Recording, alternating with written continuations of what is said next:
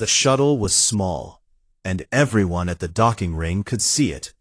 It came through the orbital gate like a stone thrown into a river of silver, surrounded on every side by warships the size of mountains, cruisers that glowed with energy shields bright enough to light a moon, and diplomatic vessels carved from living crystal that hummed with the songs of ancient civilizations. And then there was the human shuttle. It was gray, it was square, and it looked like someone had built it in a garage, which, if the aliens had known anything about human history, was not far from the truth. Corporal Jonah Marin sat alone in the cockpit, watching the halls of Athos grow larger through the viewport, and he felt his stomach tighten in a way that had nothing to do with the docking sequence. The halls of Athos were not just a space station. They were a monument carved into the body of a living asteroid, hollowed out over 10,000 years by species that had been traveling between stars when humans were still figuring out fire. The corridors were wide enough to fly a shuttle through, lined with bioluminescent stone that pulsed in slow rhythms like a heartbeat. And the air carried scents that Jonah could not name, sweet and metallic and somehow old, like walking through a museum that was also alive. He stepped off the shuttle ramp in his Earth military dress uniform, dark blue fabric, polished boots, a row of small medals on his chest that meant nothing to anyone here, and immediately felt the weight of 1,000 eyes on him. 2 escort guards waited for him at the gate, tall insectoid beings with 4 arms and faceplates that reflected his own image back at him like dark mirrors.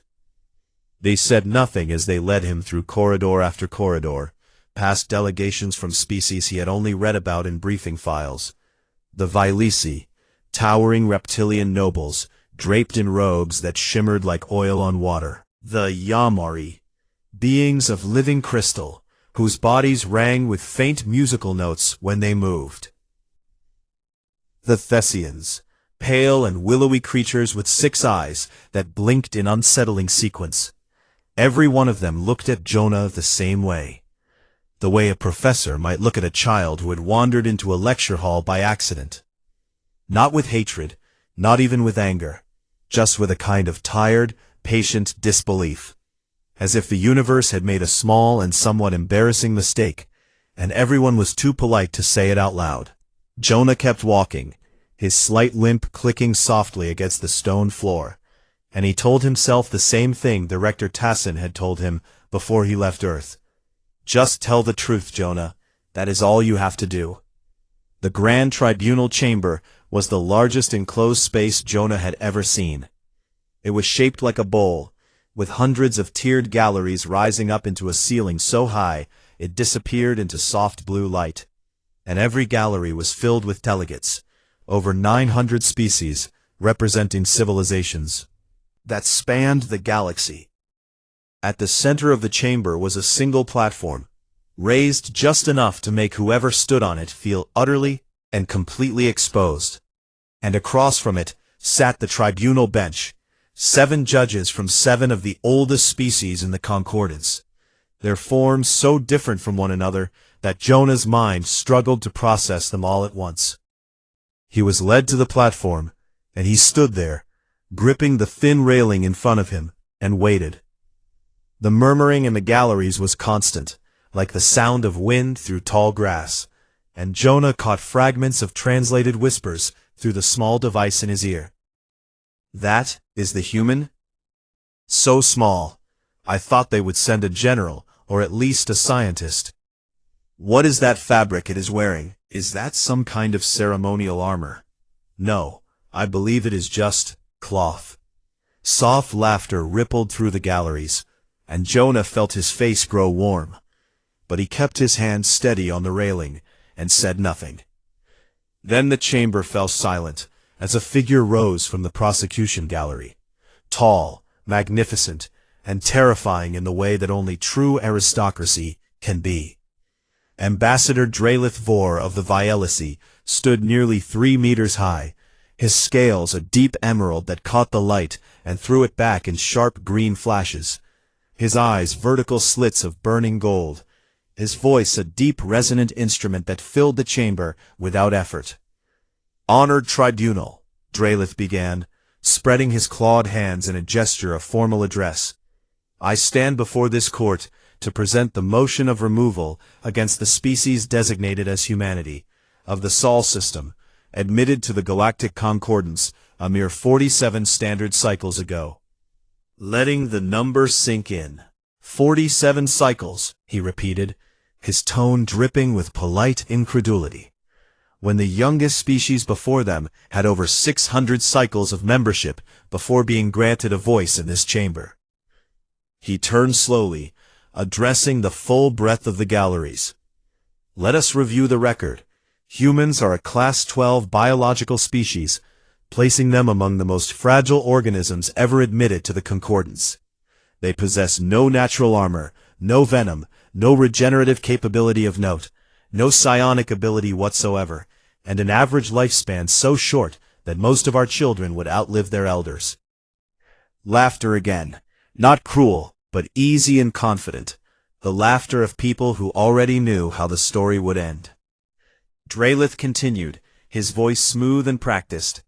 "Their technological advancement, while surprisingly rapid, remains unremarkable by concordant standards. Their cultural history is, and I say this with no pleasure, defined by an almost unbroken record of internal warfare, genocide, ecological destruction, and self-inflicted catastrophe." He let the words settle like stones dropped into water. "In short, honored tribunal, humanity offers nothing that this concordance does not already possess in abundance, and their continued presence poses a reputational and strategic liability that we can no longer afford to ignore." He turned to Jonah at last, and his golden eyes held something that was almost pity. "I bear no malice toward the human representative," he said quietly, "but the truth must be spoken. They are evolutionary noise, a brief flicker in the life of this galaxy, and this court would be wise to release them before their inevitable decline reflects upon us all." The chamber hummed with agreement, nods and gestures and translated murmurs of approval, sweeping through the galleries like a wave. Jonah stood on the platform and felt every single one of them. He felt the weight of 900 species looking at him and seeing nothing. Nothing worth keeping, nothing worth remembering, nothing worth fighting for.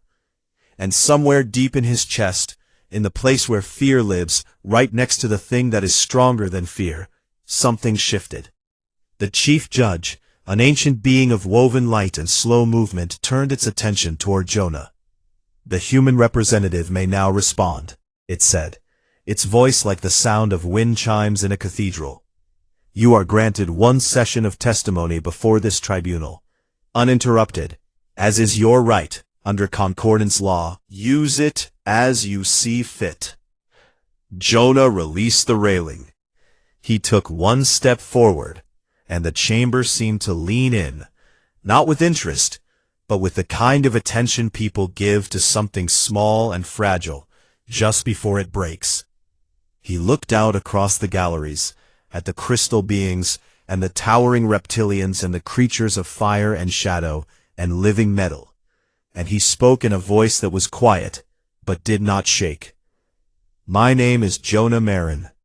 I am not a diplomat, I am not a general, and I am not a scientist. I am a corporal and a field medic from a country called New Zealand on a planet called Earth, and I was told to come here and tell the truth." He paused, and the silence held. "So if this court will hear it, that is what I am going to do." Drelith leaned back in his seat and smiled the smile of someone watching a small animal try to climb a wall it could never reach. The galleries settled, and 900 species waited for the human to embarrass himself. Jonah took a breath, and he began. Jonah did not begin with an argument. He did not begin with a speech about humanity's accomplishments or a list of reasons why Earth deserved its seat in the concordance. And this surprised every single being in the chamber, because that was exactly what they had expected. Instead, he turned to the crystalline figure seated at the far edge of the tribunal bench, the archivist. "Archivist Saloon," Jonah said, his voice calm and steady. "Would you be willing to read the official Concordance biological file on the human species?"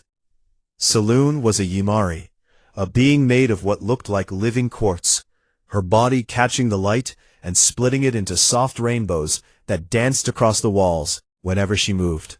Her face, if it could be called a face, was a smooth surface of pale crystal, with two deep indentations where eyes might have been, and her voice was the sound of glass singing.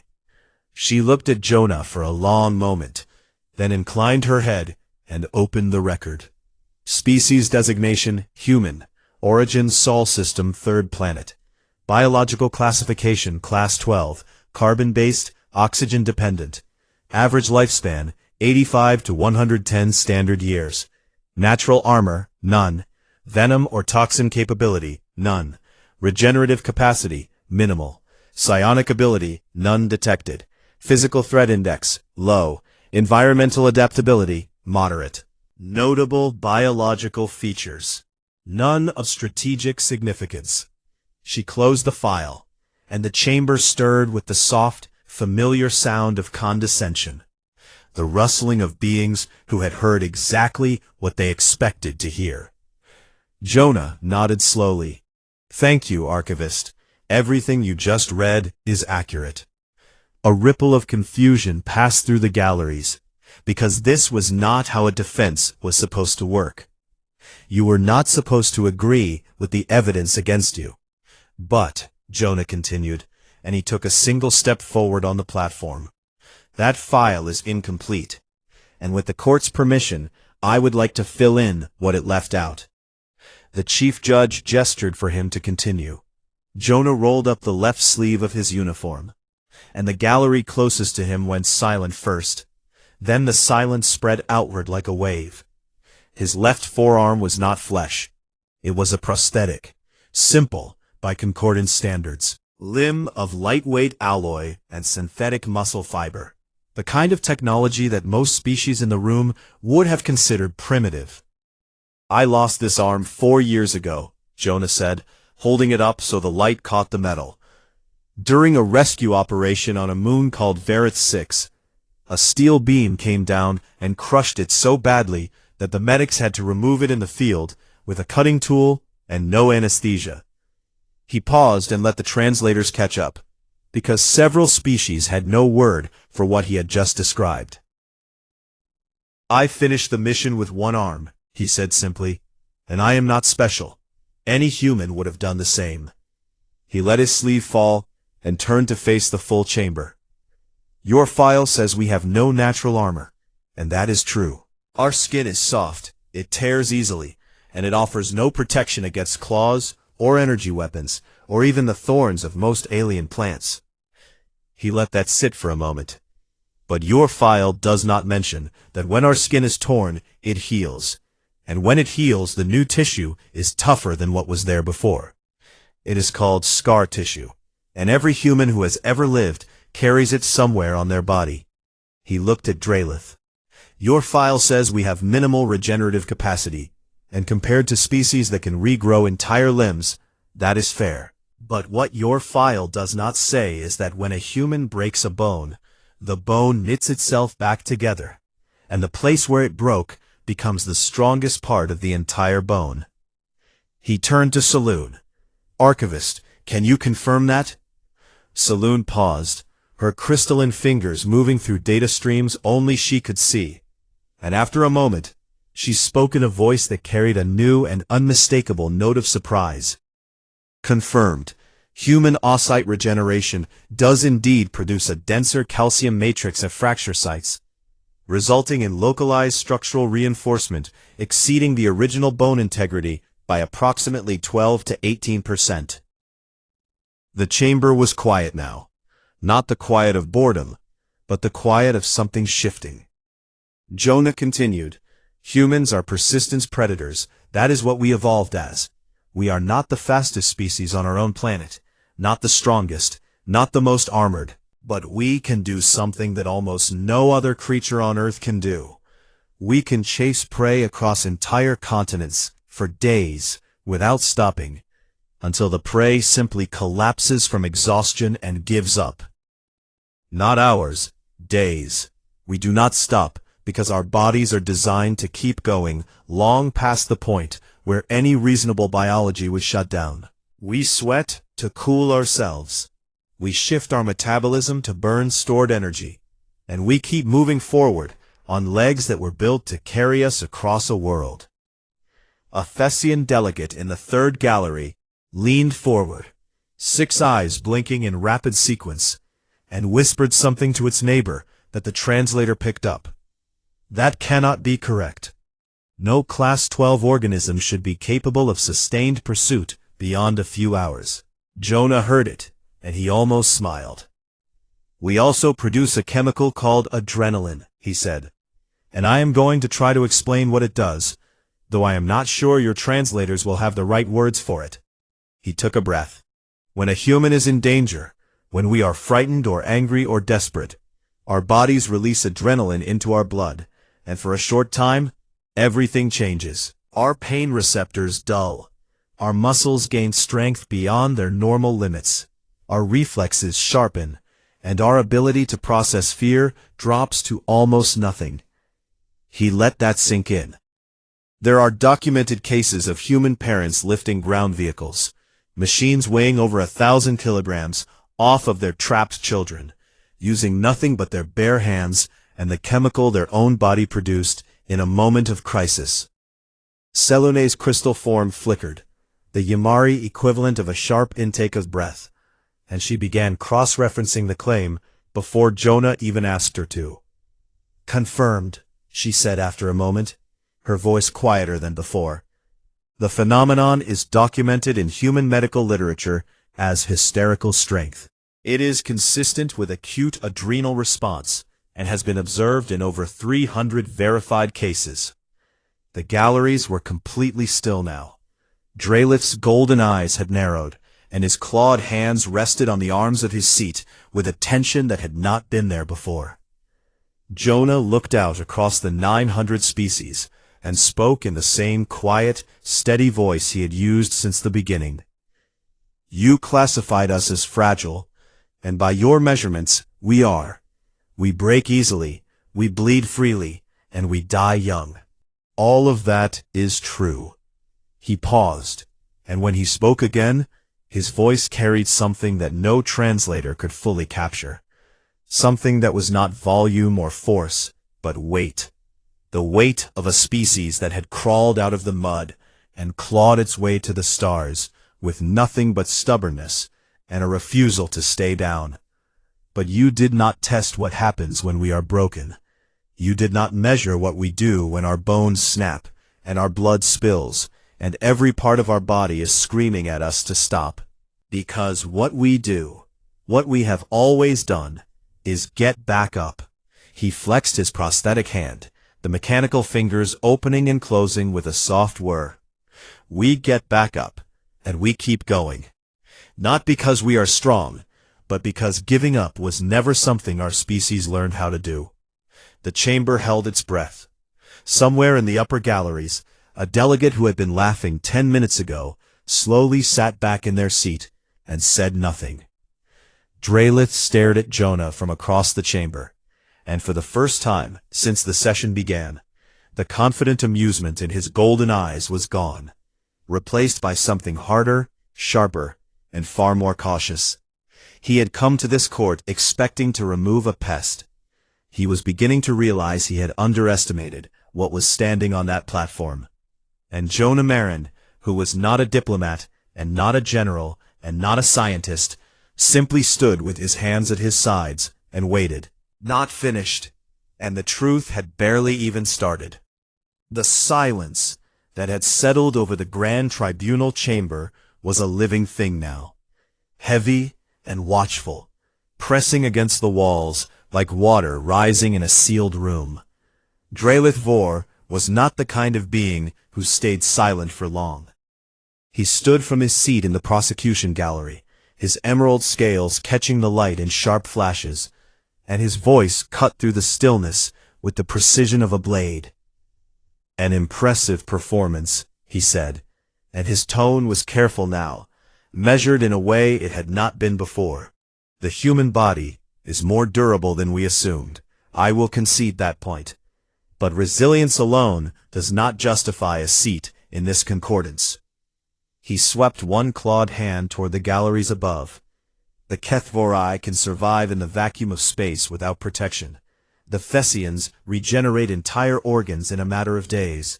The Gorath have exoskeletons that can withstand direct plasma fire. Durability is not unique, Corporal Marin. Many species are tough. He turned his golden eyes directly on Jonah. So I ask you plainly, what makes humanity different from any other stubborn beast that refuses to die? The question hung in the air like smoke, and Jonah felt every eye in the chamber press against him, waiting for an answer that would either save his species or bury it. He did not answer right away. Instead, he looked down at his hands, one flesh, one metal, and he seemed to be deciding something, not about what to say, but about how much of himself he was willing to give to this room full of strangers who had already decided he was nothing. Then he looked up, and when he spoke, his voice was quieter than before. 4 years ago, he began, I was part of a rapid response medical team deployed to a moon called Verath 6 in the outer arm of the Tessari system. Saloon's crystalline form flickered with recognition. The name was in her records. Colony operated by the Gorath Collective, Jonah continued, and on the 17th day of the third cycle, a tectonic event caused the collapse of the colony's primary underground habitat. Over 2,000 Gorath miners and their families were trapped beneath an estimated 900 meters of rock and shattered infrastructure. He paused.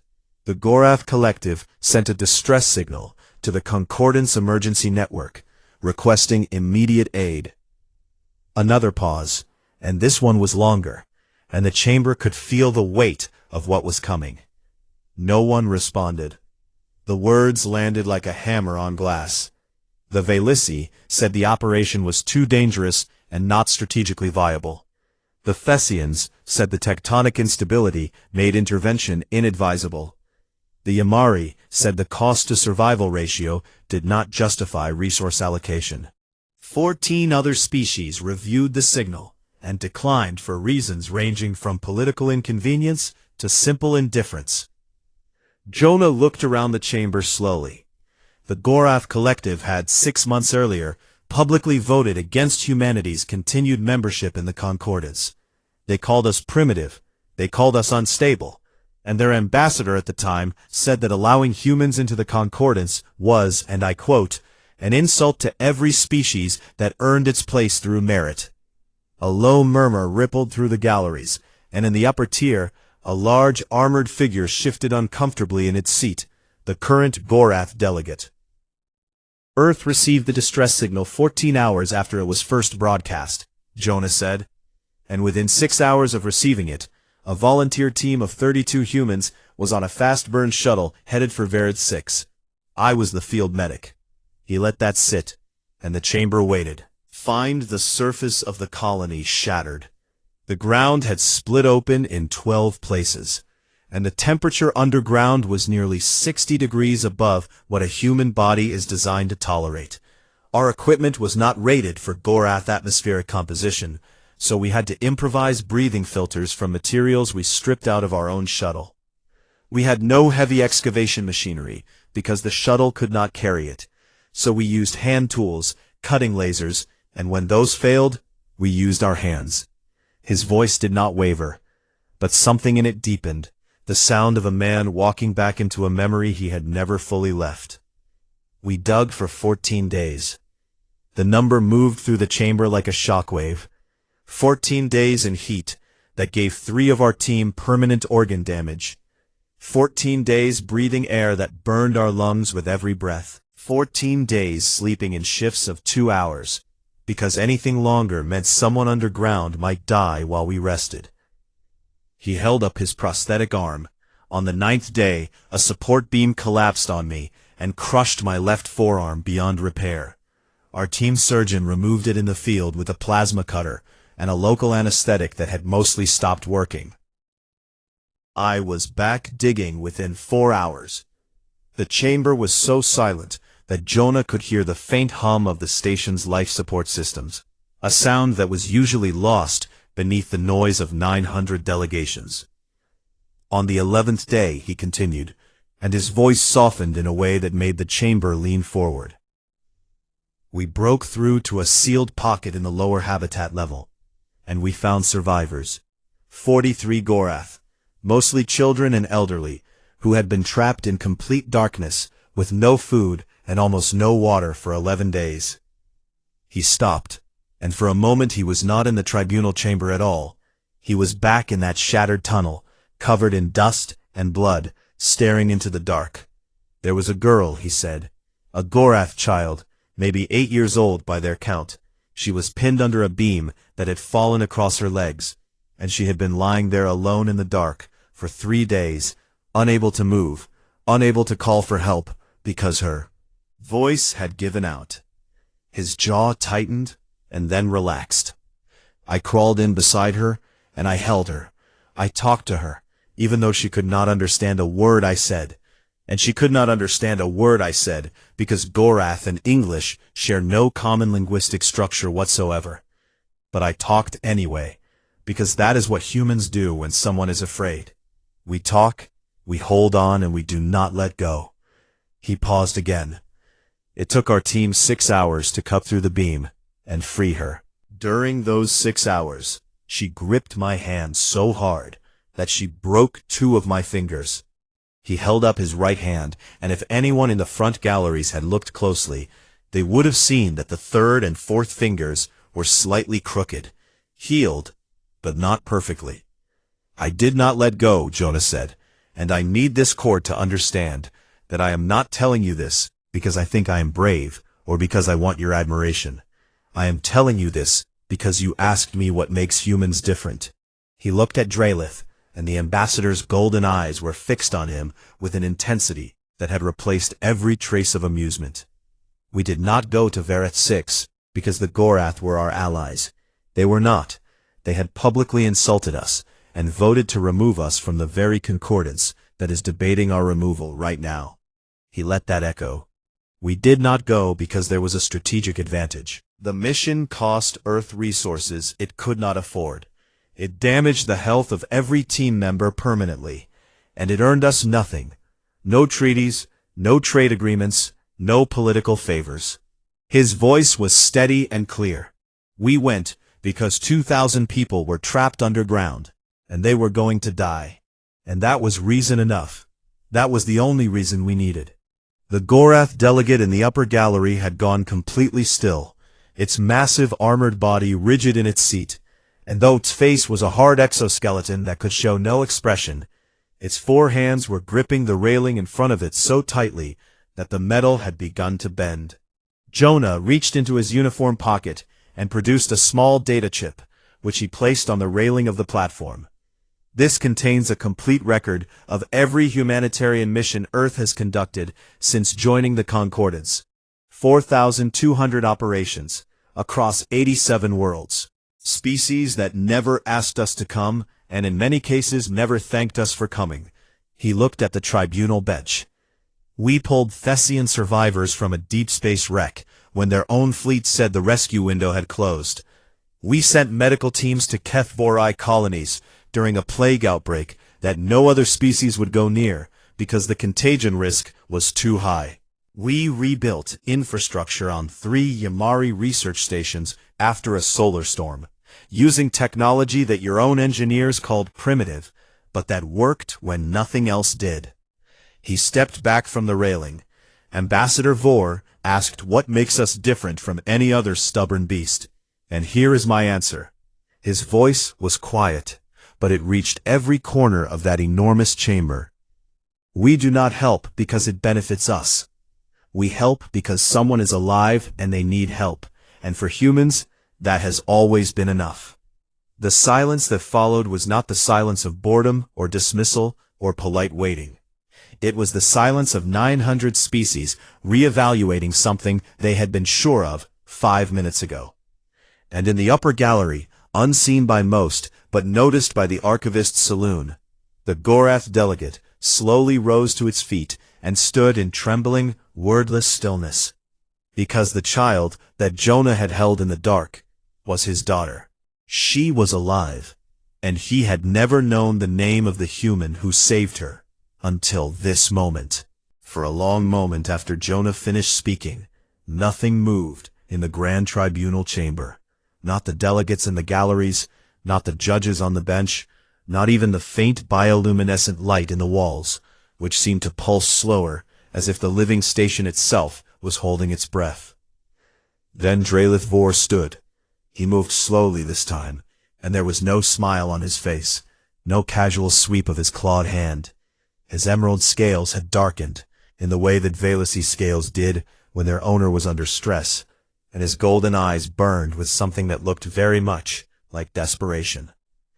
He had come to this tribunal expecting to crush an insect, and the insect had turned into something he did not have a name for, and now he needed to change the direction of this room before it slipped away from him entirely.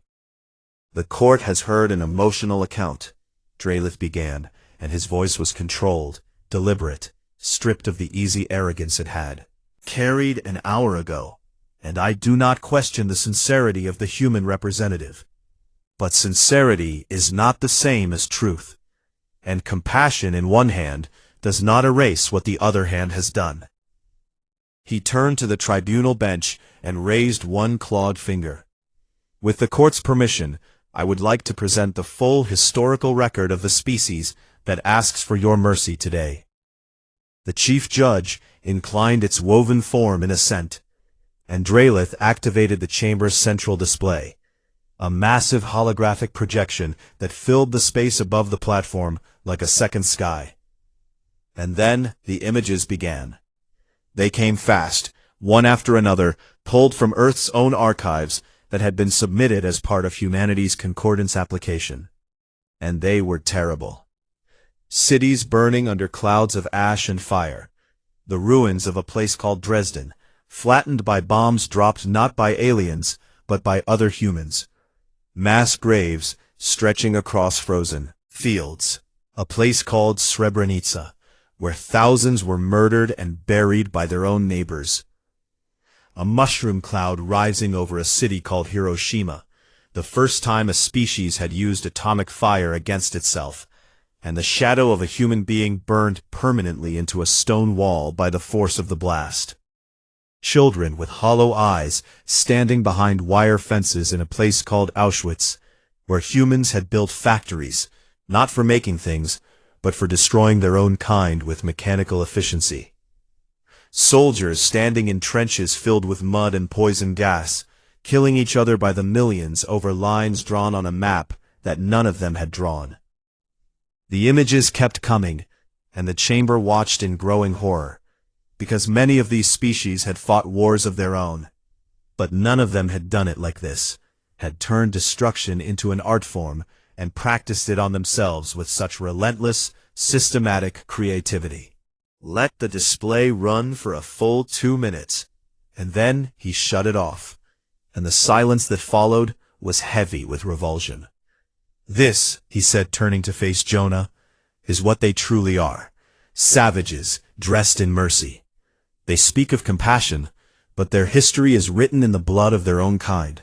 They speak of helping others, but they cannot even stop destroying themselves." He addressed the tribunal directly. "Can this court truly look at these images and believe that this species belongs among us? Can you trust a race that invented nuclear weapons and pointed them at its own cities? Can you welcome a people whose greatest talent is finding new and more efficient ways to kill each other?" The galleries stirred with uneasy agreement, and Jonah could feel the room tilting. The ground he had gained with his testimony about Vareth 6 was cracking under the weight of those images, and he could see it in the faces of the delegates, the ones who had begun to soften, now pulling back behind the safe wall of judgment. Drelith turned to Jonah with something that was almost gentle. "I take no pleasure in this, Corporal, but the truth is the truth, and your species' truth is violent, bloody, and unresolved. The chamber waited for Jonah to defend himself, to argue, to explain, to do what every other species in history had done when confronted with its worst moments.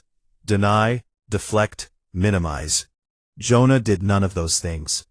He stepped forward, looked at the space where the holographic images had been, and said 2 words that stopped the room. Cold. P. He is right.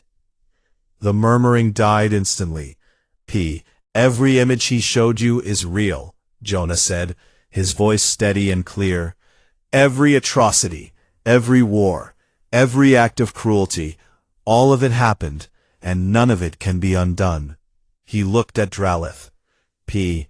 You showed them Dresden, humans did that. You showed them Auschwitz, humans did that. You showed them Hiroshima, humans did that too. And I could stand here and give you 100 more examples, 1,000 more, because our history is exactly as ugly as he says it is. The chamber was frozen, because no species had ever stood before the tribunal and openly confirmed the worst accusations against it without a single word of defense. But, Jonah said, and the word hung in the air like the first note of a song. He stopped the record too early. He turned to the tribunal. After Dresden, humans rebuilt the city, stone by stone, over decades, and they turned it into one of the most beautiful places on Earth.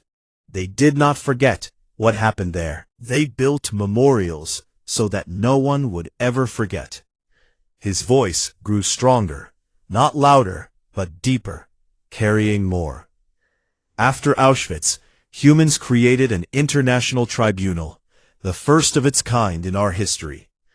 And they put the men who ran those death camps on trial, not in secret, not in revenge, but in open courts of law, where the whole world could watch. And then they wrote new laws, new treaties, new agreements that said this must never happen again. He paused. After Hiroshima, humans looked at what they had created, and they were horrified. Not proud, not triumphant, horrified. And they spent the next 80 years building treaties to limit nuclear weapons, to reduce them, to work toward a world where they would never be used again. And they have not been used again, not in over 150 years. He looked at Dralith. You called us savages dressed in mercy, and I understand why. But you are missing the most important part of our story. Yes, we do terrible things. We are capable of cruelty that would make your stomach turn. But we are also the only species I have ever heard of that looks at its own cruelty and says no. We have to be better than this. He stepped to the center of the platform. There is a word in our language that I do not think has an exact translation in any concordance tongue. The word is conscience. He let the translators struggle with it for a moment, and across the chamber, beings frowned and tilted their heads and queried their linguistic databases. Conscience is the voice inside a human that tells us when we have done something wrong, not because a law says so, not because someone is watching, not because of biological programming or psionic conditioning. It is an internal sense of right and wrong that exists in every single human being, and it does not go away. It is the reason we build memorials after wars. It is the reason we write laws after atrocities. It is the reason a human can do something terrible and spend the rest of their life trying to make it right. His voice filled the chamber now, not with volume, but with something that the translators could not capture.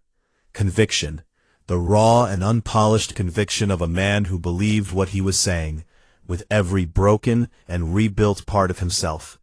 Every species in this court was born with gifts, he said, looking around at the 900 delegations. The Vilaci were born with armor and strength. The Yamari were born with crystalline bodies that last for millennia.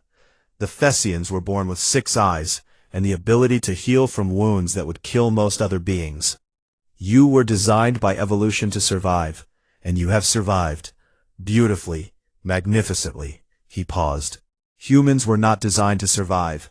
We have no armor, no venom, no psychic powers, no 1,000-year lifespans.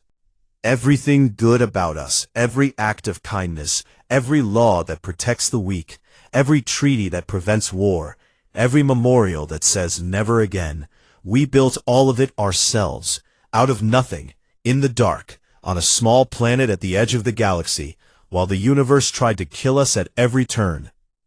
He looked at Drelith one final time. You want to know why humanity deserves to be here? It is not because we are strong. We are not. It is not because we are advanced. By your standards, we are barely out of the cradle. His voice dropped, and every being in the chamber strained to hear. It is because we know exactly what we are capable of, the very worst of it, and we show up anyway. We look at our own darkness, and we choose every single day to be something better. Not because it is easy, not because we always succeed, but because the choice itself is what makes us human. He stepped back. That is what conscience is, and that is what we bring to this concordance, that no file, no record, and no biological classification will ever be able to measure. The silence that followed was unlike anything the Grand Tribunal had experienced in living memory. It was not the silence of consideration or deliberation. It was the silence of beings who had just been shown something they had never seen before, something they did not have a category for, something that did not fit neatly into any database or any file. Drelith Vor opened his mouth to respond. No words came. He stood there, the most eloquent orator in the concordance, and for the first time in his long and distinguished career, he had nothing to say. The chief judge let the silence hold for a long, long time, and then, softly, it spoke. Tribunal will recess for deliberation before the vote. This session is suspended. Jonah stood alone on the platform as the chamber began to empty, and he did not move, and he did not speak, and the only sound was the faint hum of the station, and the quiet click of his prosthetic hand, opening and closing at his side. The recess lasted 3 hours, and Jonah spent all of them alone. He sat in a small anteroom off the main corridor, a bare space with a single bench, and walls of pale bioluminescent stone that pulsed with a rhythm so slow it was almost hypnotic. And he stared at the floor and tried not to think about what would happen if the vote went against them. He had said everything he had, every truth, every memory, every scar on his body and in his mind. And now it was out of his hands, floating somewhere in the vast cathedral of the tribunal chamber, waiting to be weighed by beings who had been judging civilizations since before his species learned to write. The door chimed, and Jonah looked up as a young human aide, one of the 3 staff members who had traveled with him from Earth, stepped inside. "They are reconvening, sir," the aide said quietly. Jonah nodded, stood, and straightened his uniform with his one good hand, a habit he had never been able to break, even after the prosthetic became as familiar as the arm it replaced. He walked back into the Grand Tribunal chamber, and the first thing he noticed was that the room felt different. The murmuring that had filled the galleries before was gone, replaced by a stillness so complete that his footsteps echoed off the high walls, like stones dropped into a well. 900 species sat in their seats, and not one of them was whispering. The chief judge's woven form glowed with a soft amber light that Jonah had not seen before, and though he did not know tribunal customs well enough to read it, the aide walking behind him whispered, "That color means the deliberation was difficult, sir. It means the judges disagreed." Jonah took his place on the platform and gripped the railing, and he waited. Drelith Vor sat in the prosecution gallery with his hands folded, his golden eyes fixed on the middle distance, his expression unreadable. That had defined him at the start of this session was gone entirely, replaced by something that looked almost like exhaustion. The chief judge spoke. "The tribunal has deliberated on the motion of removal filed against the species designated as humanity. Before we proceed to a vote, The court recognizes that several delegates have requested the right to address the chamber. Jonah blinked. This was not standard procedure, and even the aide behind him shifted with surprise. The first to stand was the Gorath delegate. He rose from the upper gallery, and the sound of his movement, the heavy scrape of armored limbs against the stone seat, the groan of metal as his massive hands released the railing he had been gripping for the past hour, drew every eye in the chamber upward. The Gorath were not graceful speakers. Their vocal apparatus was built for battlefield commands, not oratory, and the delegate's voice came out rough and halting, each word pushed through a throat that was clearly struggling with something far deeper than language. "I am Commander Thalvek of the Gorath Collective," he said, and his four hands trembled at his sides. "And I must speak, because if I do not, I will carry the silence for the rest of my life." The chamber waited. 4 years ago, my daughter was 8 years old, and she was trapped beneath the ruins of our colony on Vareth 6. I was stationed off-world when the collapse happened, and by the time I received word, the Concordance had already declined to send aid. I was told that the survival probability was too low, that the cost was too high, that my daughter and 2,000 of my people were simply not worth saving. His voice cracked, a sound like stone splitting, and he pressed on. "I did not know until today that it was this man, this human standing before you, who crawled into the dark and held my child for 6 hours, while his team cut through the beam that was crushing her. I did not know that he lost his arm on that mission. I did not know that he finished the mission with one hand, because stopping was not something he was willing to do." He looked down at Jonah, and though the Gorath face was a rigid exoskeleton incapable of expression, his voice carried everything his face could not. "My daughter is alive. She is 12 years old now, and she still remembers the voice in the dark. She does not know what the words meant, because he spoke in a language she had never heard. But she told me once that the voice sounded like someone who was not going to leave."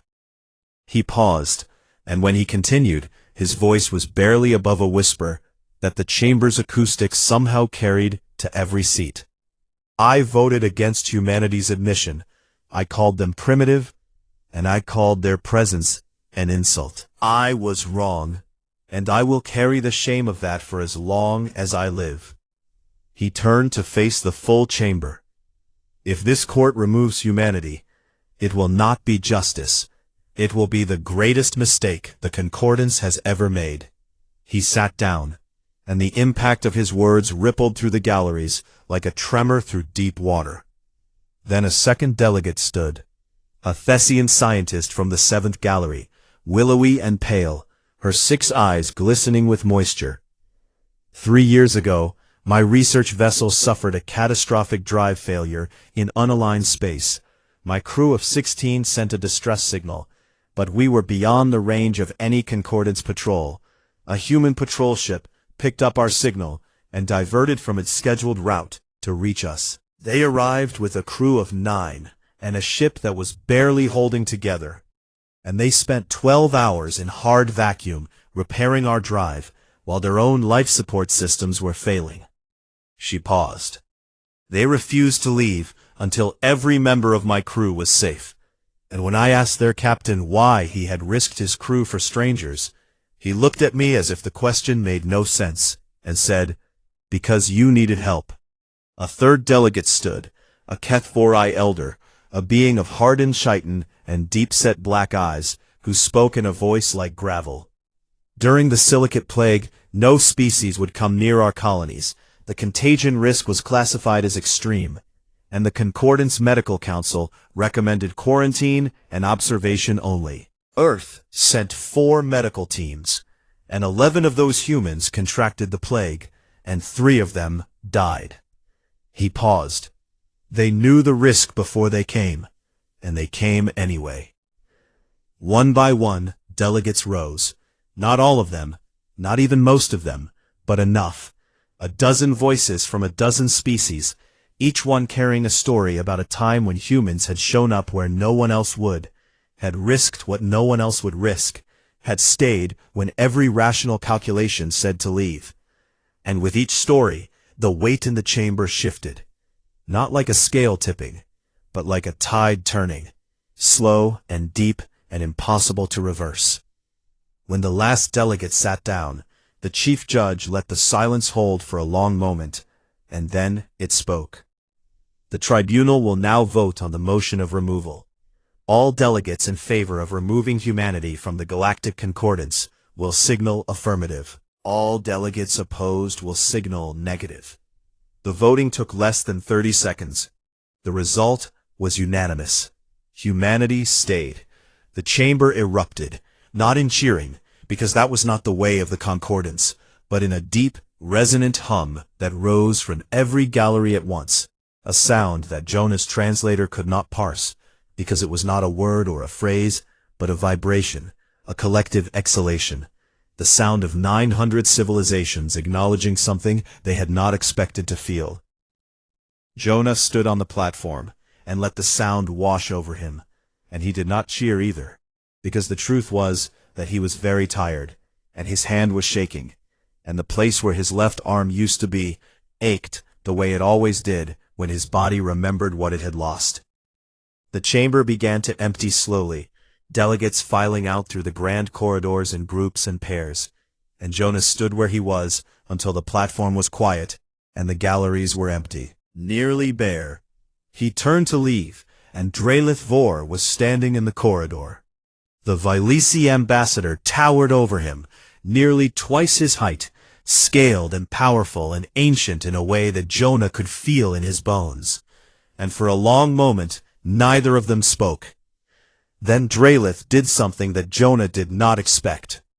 He lowered his head, not a small nod of acknowledgement, but a deep, slow inclination of his entire upper body, his golden eyes closing, his clawed hands pressed flat against his chest in what Jonah would later learn was the deepest gesture of respect in Vilisi culture, reserved for enemies who had earned the right to be called equals.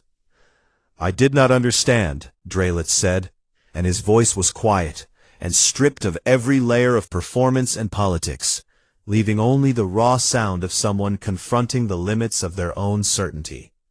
"I think perhaps none of us did." Jonah looked up at him, this towering, magnificent being who had tried to cast his species into the dark, and he nodded once. "That is okay," he said simply. "We are used to that." Drelith held the bow for one more breath, then straightened and walked away without another word, his footsteps fading down the long corridor, until the only sound left was the soft hum of the living station. Jonah walked back to the docking ring alone. His shuttle was where he had left it, small and gray and square, dwarfed by the gleaming ships around it, looking exactly like what it was, a vessel built by a species that had never had anything handed to it, that had scraped and fought and bled its way into the stars, with nothing but persistence and a stubborn, unshakable belief that showing up mattered. He settled into the pilot's seat and powered up the engines, and through the viewport he could see the halls of Aethys falling away behind him, that great carved asteroid, home to 1,000 years of galactic law, where an hour ago 900 species had looked at one ordinary human and seen something extraordinary. He flexed his prosthetic hand, watching the mechanical fingers open and close in the soft light of the cockpit, and for just a moment, one quiet private moment that belonged to no one but him, he smiled. Then he set his course for home, because Earth was waiting, and there was still so much work to do. The shuttle's engine hummed, steady and small against the vast silence of the galaxy, and it carried him forward, the way humans had always moved forward. Not because the road was easy, not because the destination was certain, but because stopping had never been an option. And somewhere behind him, in a chamber that had held the judgment of civilizations, the silence he had left behind still echoed, the silence of a truth that had no translation, no category, and no expiration. The silence of 900 species, remembering the moment they stopped laughing and started listening.